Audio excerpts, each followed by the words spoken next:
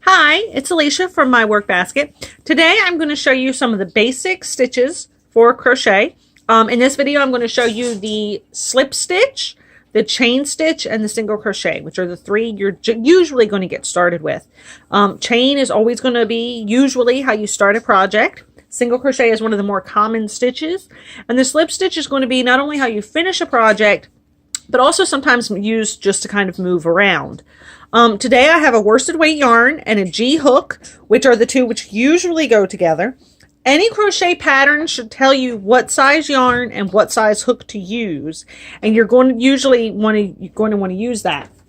Also, any yarn will show you a chart like this, and you can see this is a medium weight yarn. That's a worsted weight, and it's going to show you here what is suggested for that weight yarn. I have no idea why this says I. That's fairly uncommon for a medium weight.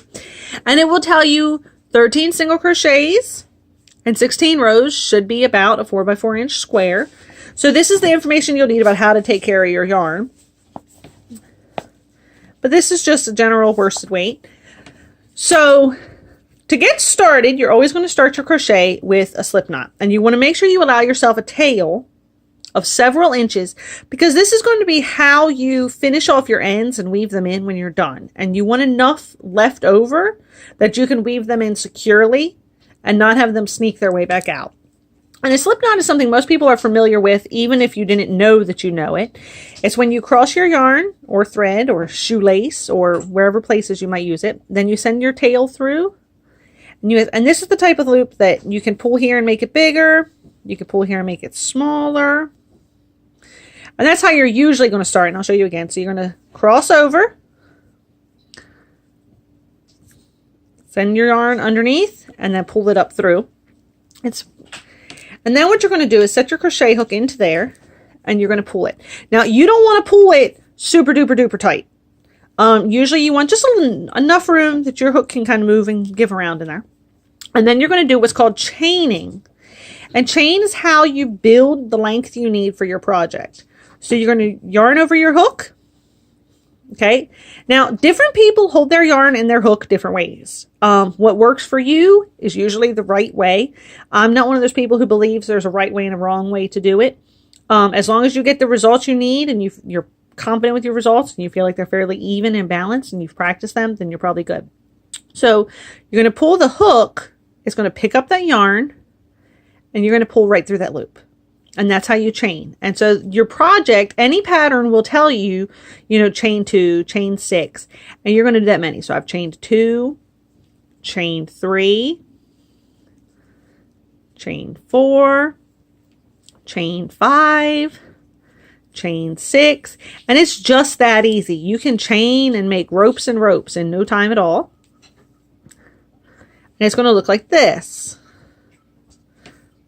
Okay, so we have 2, 4, 6, 8, 9 chains. We'll go with that.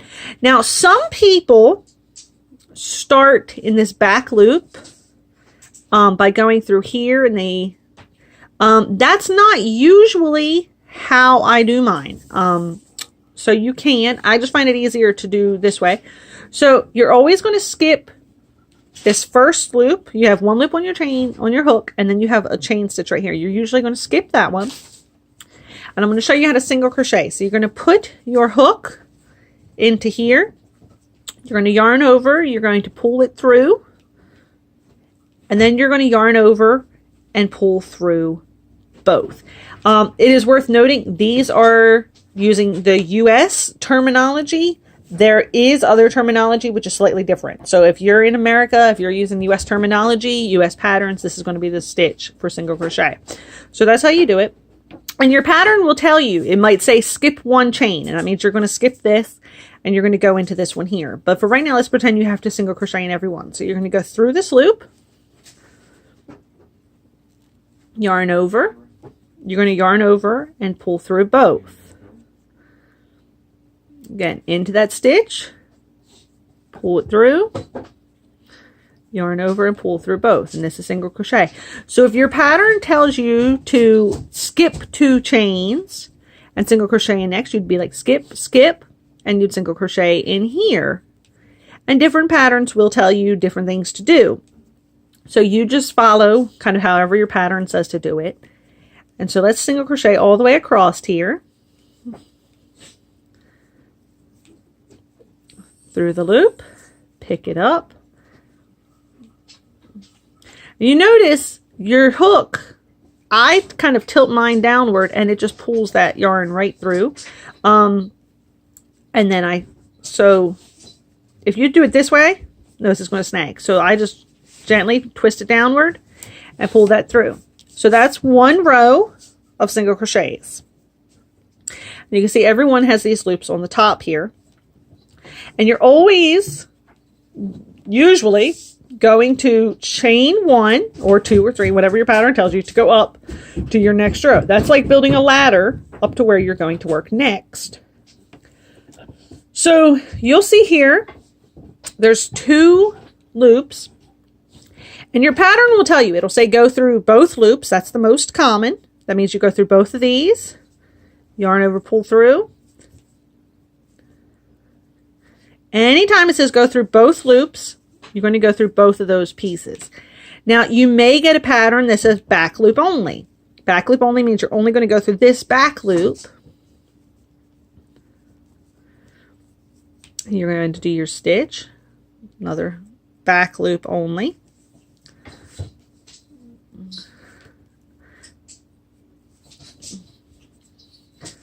Okay, you'll see that creates a ridge in the front.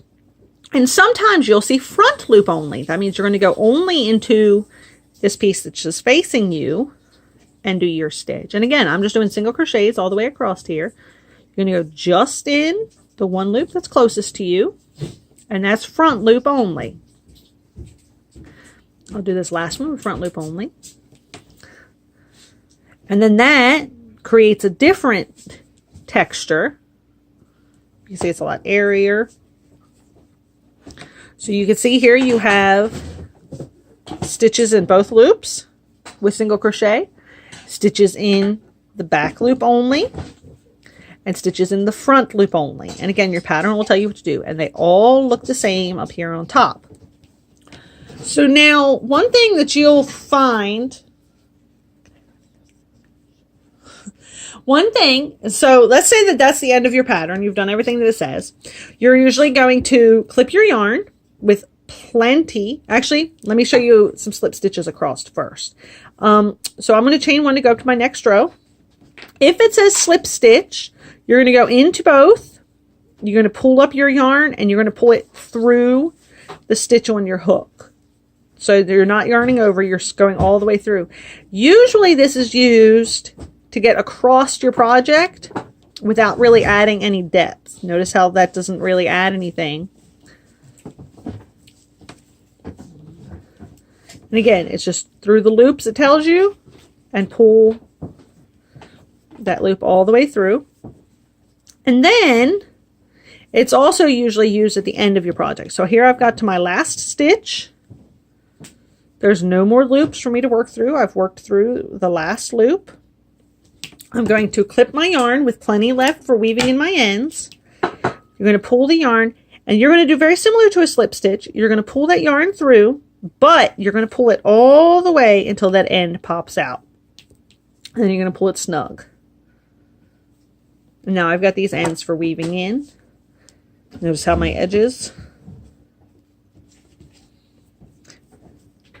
So that is how you chain, single crochet, and slip stitch in order to follow crochet patterns and to crochet. Those are some of the most basic stitches you'll need. Again, this is Alicia from My Work Basket. Be sure to check out myworkbasket.com for free patterns and also for lots of other tutorial videos and all kinds of other fun. Thank you for watching, and I hope this helps you with your projects.